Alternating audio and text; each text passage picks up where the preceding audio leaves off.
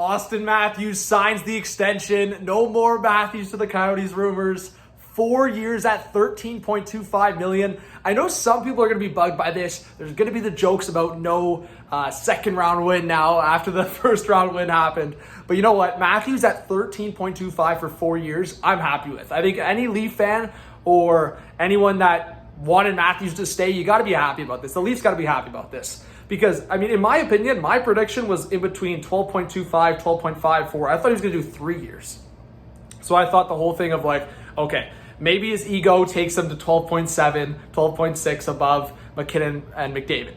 But I thought, you know what, then that'll be 4 years. So am I really going to get upset over like $500,000, $600,000 per year? Not really. I think if we were touching $14 million per year, I'm really going to get bugged by this.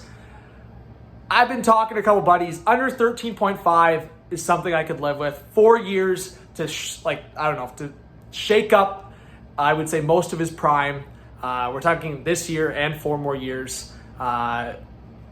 It's not bad. You know what? And we'll see what happens after these next 4 or 5 years. But to lock him up for his prime, and I would say for only what, $1.5 million, under $2 million more than what he was already making, and the cap's going to go up big time next year. So I don't know. This is just my raw reaction, but I just don't see why people are upset here. I understand the whole keep it under McDavid, keep it under McKinnon, but I'm not going to get too upset over $600,000 per year. I'm just not. So give me your thoughts on the Matthews extension. I'm happy about it, and it gets the Leafs in a great position for next year. Lafrenière, apparently 2-year deal, $2.3 million with the Rangers. Just wanted to react to that quickly. I think that's a smart deal for both sides. Lafrenière still got to prove in a big way.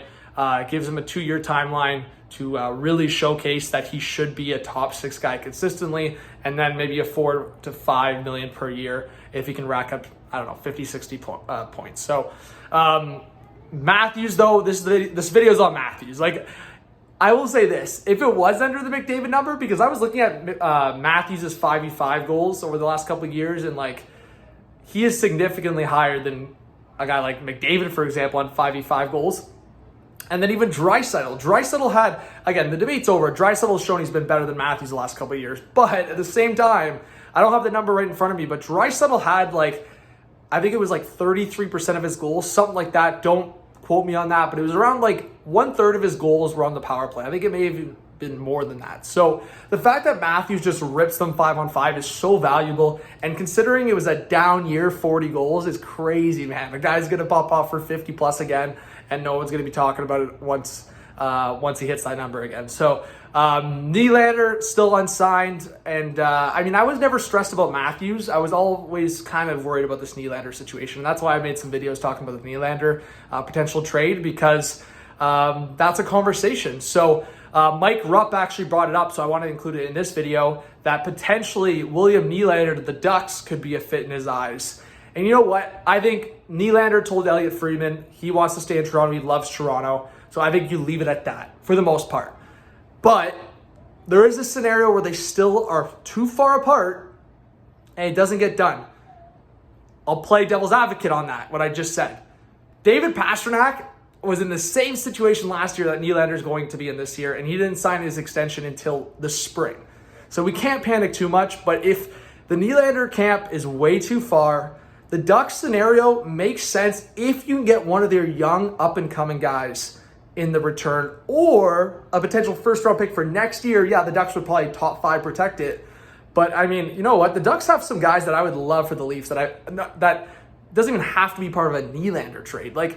I think Cam Fowler could be utilized so much better on another team. His cap hit's a little tough. I said Adam Henrique, if not something like this, but Adam Henrique would be a perfect trade ad for the Leafs at the deadline. He's only got 1 year left at $5.8 million. If the Ducks retain 50% of that, the Leafs are laughing. You throw Henrique on the third line. We know Henrique's scored specifically one huge goal, but has been huge in the playoffs before. And I think Henrique would be great for the Leafs. So if a Nylander trade happens, the Ducks, I guess Mike Rupp's right. The Ducks would be a fit.